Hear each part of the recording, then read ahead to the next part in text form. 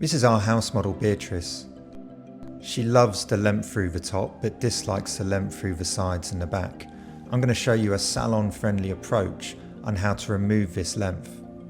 Starting with a vertical section through the centre back, I used the length already from Beatriz's previous haircut as a guide, and I cut a length that gets gradually shorter down to the nape. Due to the density of her hair, I separate from the occipital bone across to the top of the ear, and I'm taking vertical sections, and I want my lengths to stay more consistent, more round horizontally. So each section that I'm taking, I'm moving it towards the middle so my lengths stay more consistent.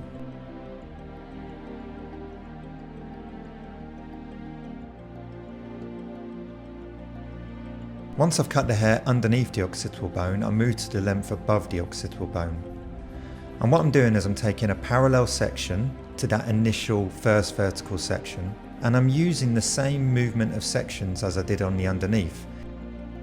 Again, so that I can create that more consistent, rounder feeling.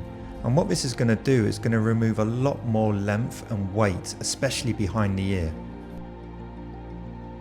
To connect the front into the back, I'm starting at the front, so that way I can control the length around the hairline. And I'm cutting a length that's longer towards the top because Beatriz really likes that length through the top.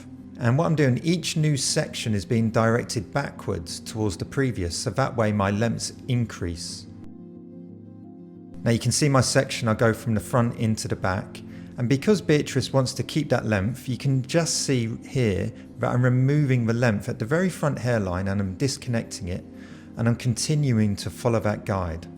Still moving each section backwards towards the previous, making sure my sections are clean and they flow from the front into the back, so that way I get a really nice fluid connection.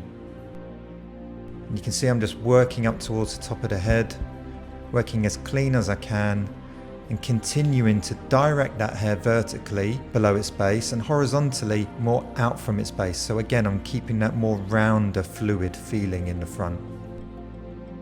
Just looking at the profile, I love the length I've got on the hairline. Now what I'm doing here, I'm blow drying the hair all forward, so that way it enables me to actually refine the hair like I'm doing. So I'm using a scissor over comb technique, almost just to cross-check and refine the hair, not to really change anything, and just allowing the hair to sit at natural fall, allowing it to breathe. Keeping the hairlines very soft. Here I'm just pointing into the nape area. Now here I've changed my scissors, I'm using a thinning scissor just to really soften the ends, especially on the hairline like here.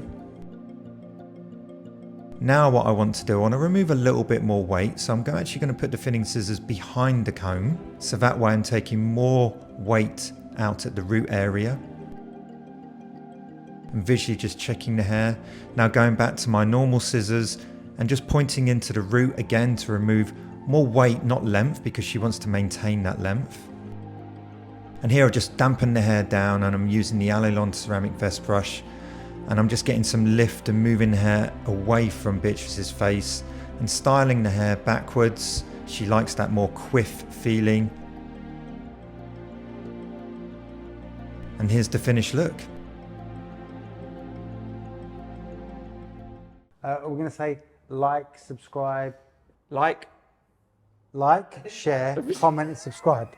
why don't you come in, show us how it's done, like both of you. That's a really good idea. And then we'll come back and then we'll replicate. That is such a good idea.